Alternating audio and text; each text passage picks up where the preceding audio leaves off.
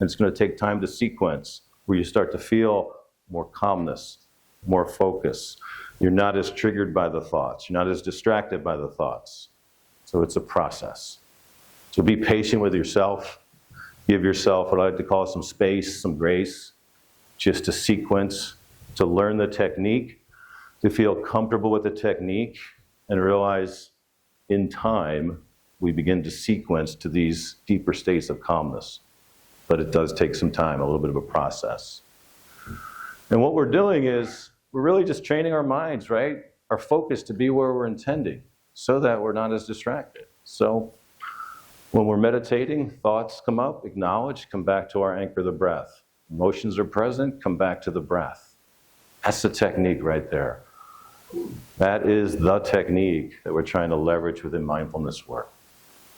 And then, as mentioned there, become more skillful in managing our attention, our thoughts, emotions.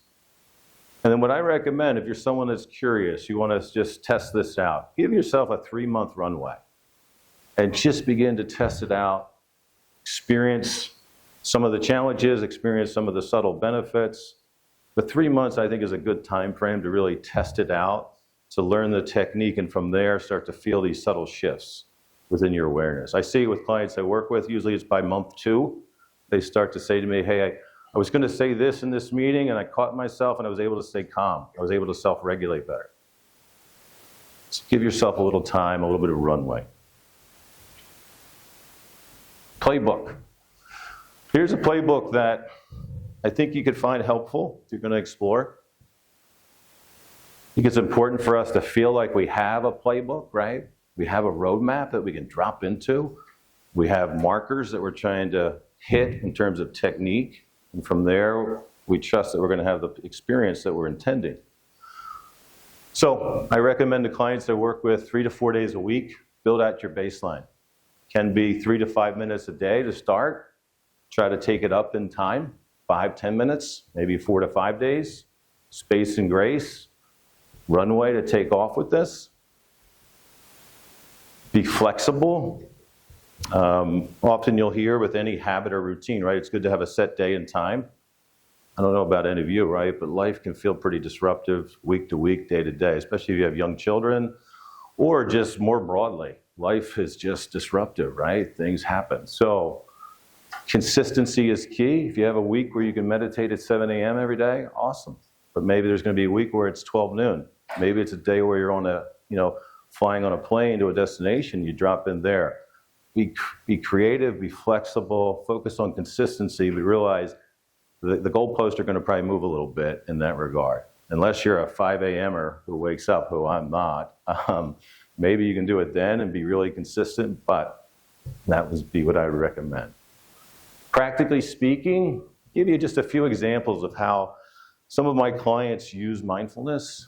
They have a really stressful, I should say a really important meeting coming up, right? It's causing a lot of stress for them. Often what I'll say and what they do is 10, 15 minutes before, take 5 minutes, drop in, meditate. Cultivate a sense of calmness, feeling grounded. Then step into the meeting, right? If you got a critically important meeting, right? 5 minutes on the front side to invest in how you show up, right? Can you imagine what that return can be possibly over time? The impact that might be able to be, cultivated within that. So taking time before critically important meetings. Does that mean every meeting? Absolutely not. But if you're meeting with stakeholders, persons that you know this meeting has high value, 5 minutes before, just to cultivate that sense of being focused, calm, so you can drive the greatest outcome. Another example some clients have said is like when they finish their workday, they feel like when they step into their home, their personal life, work's blending over, right? Emails are still coming in, they're still thinking about something that happened.